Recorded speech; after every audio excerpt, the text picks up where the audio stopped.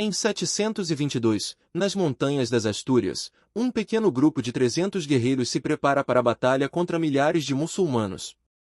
Eles não têm império, nem reino, apenas um punhado de homens, armados com ferro e uma fé inabalável que decidiram que já era o suficiente. O nascimento da Reconquista. No século VIII, a Península Ibérica estava completamente sob domínio islâmico. As forças muçulmanas avançavam para o norte, onde ousavam até mesmo fazer incursões no sul da França. Os visigodos haviam caído. Seu reino estava em ruínas, seus guerreiros mortos ou dispersos, fugindo para o norte para salvar suas vidas. Resistir parecia inútil.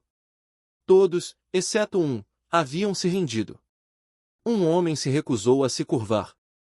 Seu nome era Pelágio das Astúrias. E sua luta estava apenas começando. Pelaio não era homem de se render. Era um nobre e sabia muito bem que seu imposto era pago com sangue. Aproveitando a oportunidade, libertou-se do cativeiro e desapareceu rumo ao norte. Lá, entre os picos imponentes das Astúrias, reuniu aqueles que ainda ousavam sonhar com a liberdade. Guerreiros, párias e os últimos resquícios do orgulho visigótico uniram-se à sua causa. A chama da esperança, há muito tempo extinta, reacendeu-se. E no coração das montanhas, rugiu para a vida.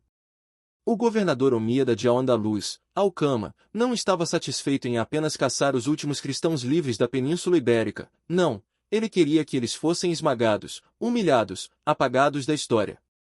A notícia da rebeldia de Pelaio chegou aos seus ouvidos como um insulto, e ele não toleraria rebeliões em seus domínios. Nenhuma mera escaramuça o faria do. Ele enviaria uma força tão vasta, tão avassaladora, que a resistência pareceria ridícula. Com as bandeiras do Islã tremulando ao vento, um exército de dezenas de milhares de homens marchou para o norte, uma onda de aço e fúria, pronto para afogar a última brasa da resistência cristã. Seu destino, Covadonga.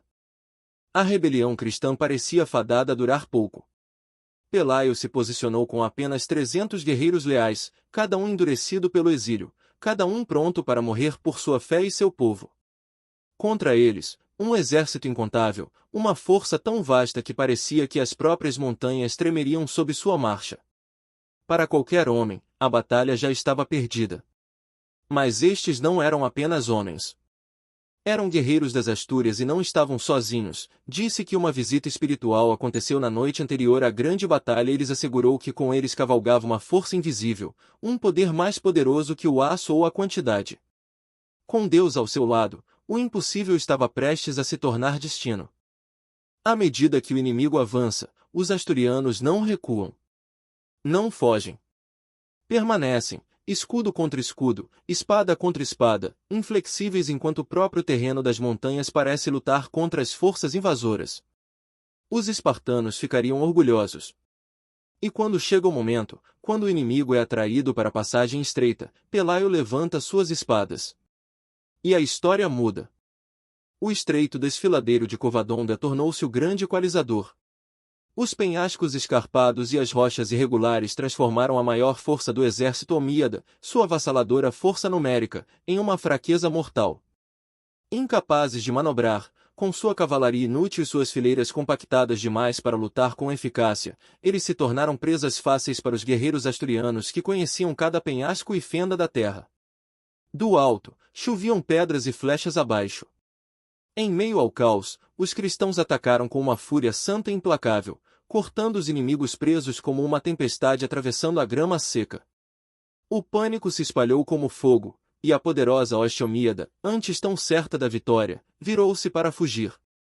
Mas não haveria escapatória. As próprias montanhas, tantas vezes um local de refúgio, exigiam justiça sagrada. Escorregando, caindo, esmagados sob suas próprias fileiras em retirada, o inimigo tombou às centenas. Depois aos milhares. Quando o derramamento de sangue terminou, o invencível exército de Al-Andalus já não existia mais. Seu general, Alcama, jazia morto entre seus homens. Covadonga não foi uma batalha. Foi um acerto de contas. Pelaio está entre seus guerreiros, ensanguentado, mas intacto. Ele observa o campo de batalha, os corpos dos caídos, a terra que ainda é livre. Ele não é mais apenas um rebelde. Não é mais apenas um guerreiro. Ele é algo mais. Ele é o primeiro rei das Astúrias.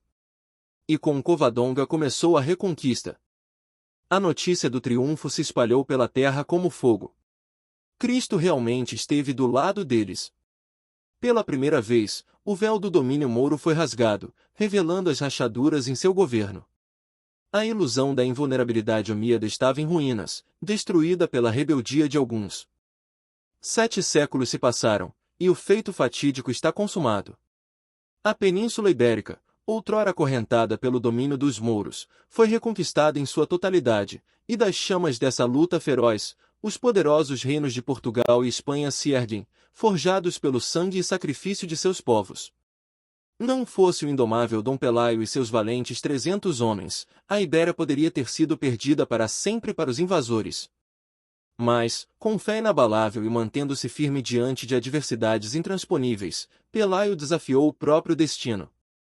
Da sua coragem nasceram duas grandes potências, Portugal e Espanha. Nações que moldariam o curso da história mundial, espalhando e defendendo a cristandade pelo globo, e sua influência ecoaria através dos tempos. A moral desta história é clara e inegável. Se Deus é por nós, quem será contra nós? Das cavernas sombrias de Covadonga, a chama da esperança cristã foi acesa, alimentada pelo espírito inabalável de Dom Pelaio e seus bravos guerreiros.